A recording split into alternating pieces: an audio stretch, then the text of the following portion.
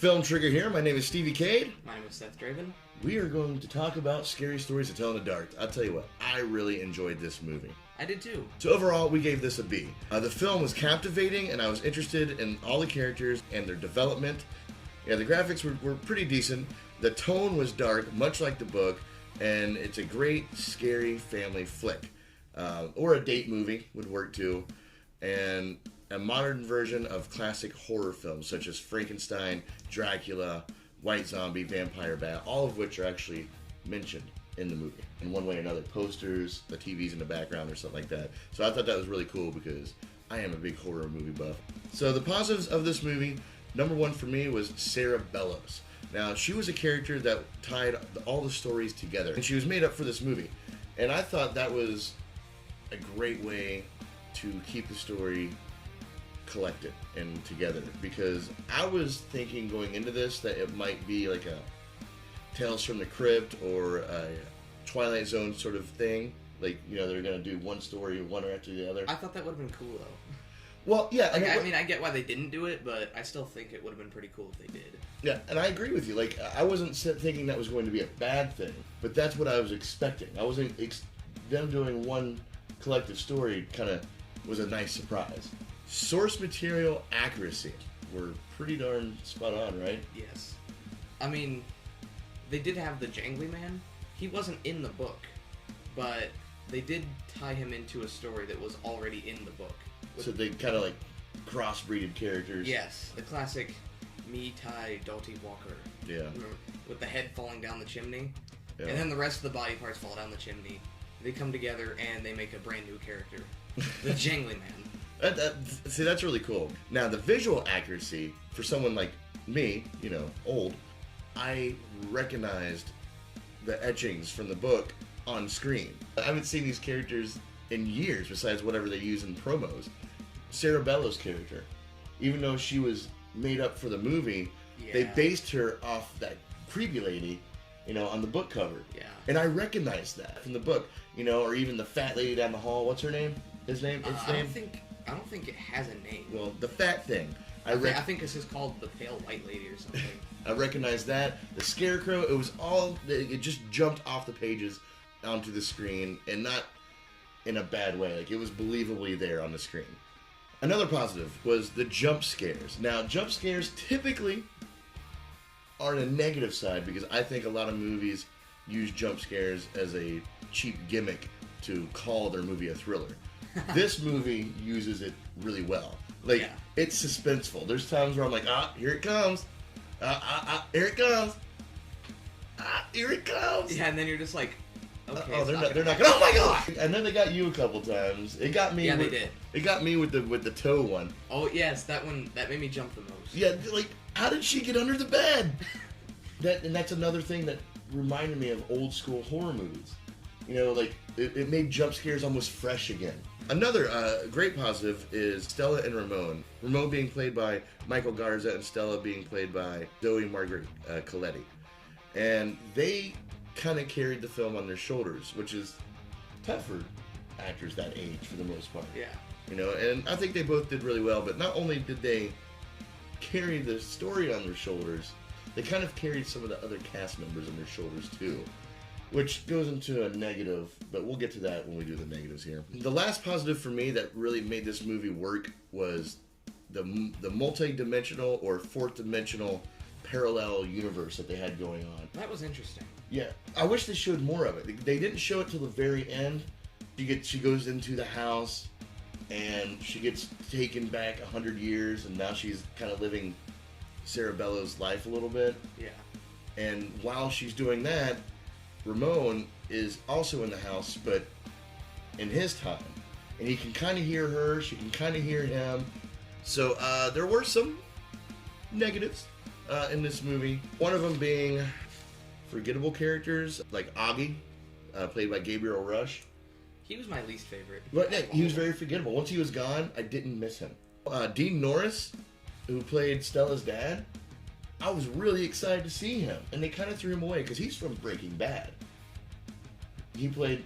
You didn't know that? I've never watched Breaking Bad. He was Walter White's brother-in-law who was the head of the DEA. So like he was always chasing this big drug dealer, not knowing it was his own brother-in-law. Yeah, I was a little disappointed in his approach to that role. Then the character Chuck Steinberg, played by Austin Zahur. Whatever. I didn't like him at first, and I don't think you did either. No, I didn't. Yeah, he grew on you, but too little, too late.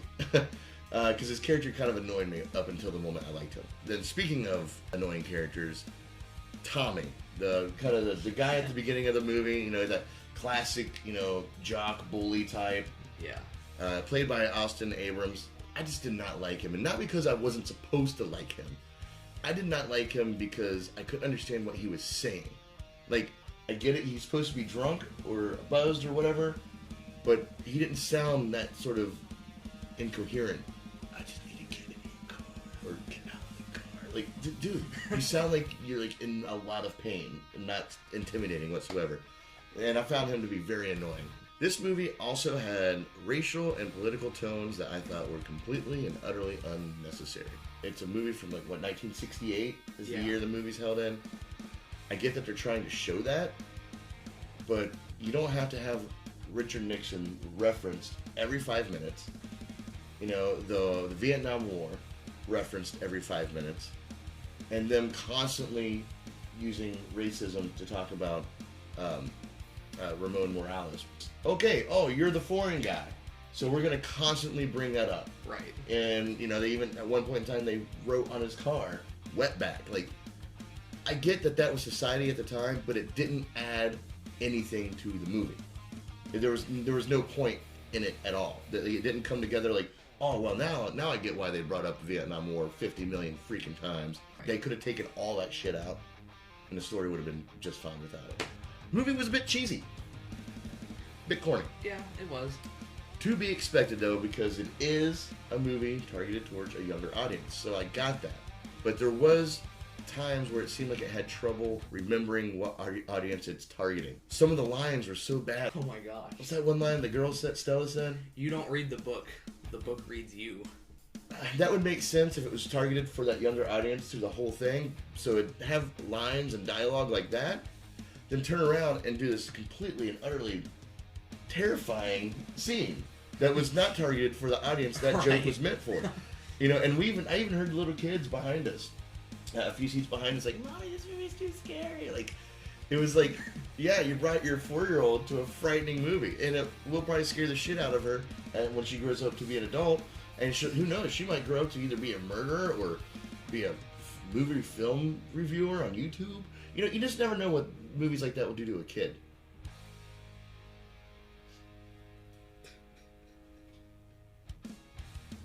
Yeah, so it had trouble targeting its audience, but it was a minor problem. This should have been a Halloween release. And I'm not just saying that because it's a Halloween-based movie. The way this movie is directed and the tone of it would put everybody in Halloween mode if it came out, you know, right before October or right at the beginning of October. It's definitely a great Halloween movie. Yes. I don't like it when they release holiday movies not on the holiday, or seasonal movies not during the season. I know what you're thinking of. Which one do you think I'm thinking of? I'm thinking that you're thinking of Shazam and Aquaman. Yes, prime example. Shazam and Aquaman. Shazam was a Christmas movie. Yes. Should have came out in Christmas time. Aquaman is a summer blockbuster. Should have came out during the summer. What did they, or even spring? I would have taken, if they would have switched their dates, yes, I would have taken that too. But like, what? Now, I'm not going to throw like movies like Chucky like that in there, the new Chucky movie that came out.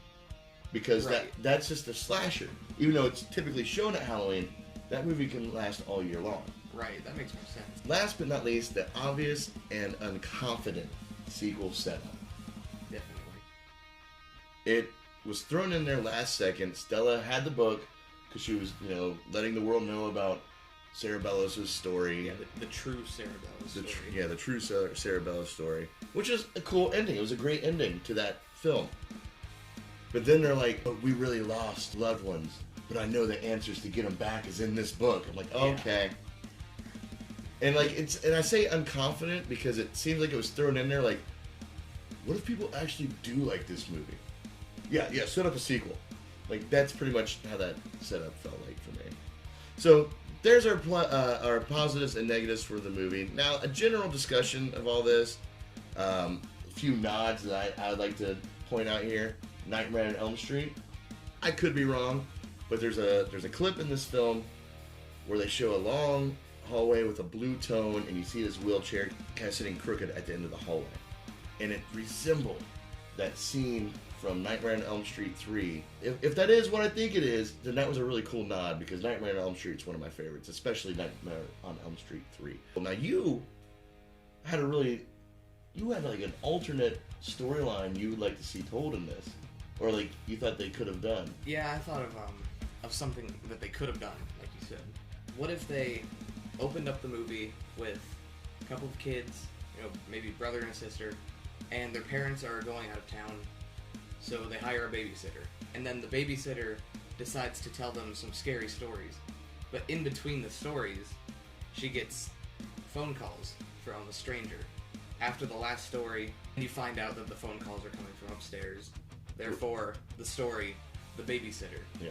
And she's telling the stories, the scary stories to the kids, but she's actually one of the stories. Yes. I think that's really cool. High five, man. So yeah, there's our overall discussion review, or whatever you want to call it, for this film. I highly recommend it. It's a great date movie, scary family movie to go see. Definitely keep the age, I'd say 8 to 10 and above, because some of the scenes were surprisingly intense. Yeah. But that's what good horror movies are made of. That was a good horror movie. It didn't have to go the slasher route, didn't have to go the rated R route. Right. It was like Poltergeist. Like Poltergeist, everyone remembers Poltergeist, and I don't know, everyone seems to think it's like this rated R movie, but it was rated PG. It didn't need the blood, guts, and gore, which I love blood, guts, and gore, but it leaned on good storytelling and good actual scary moments to carry the movie through. And this movie did that. So I recommend this movie. Solid B from us. So if you've seen it, let us know what you thought of the movie in the comment section below. And while you're hanging out down there, make sure you hit that subscribe button and the bell ding thing so you get notified every time we upload a new video.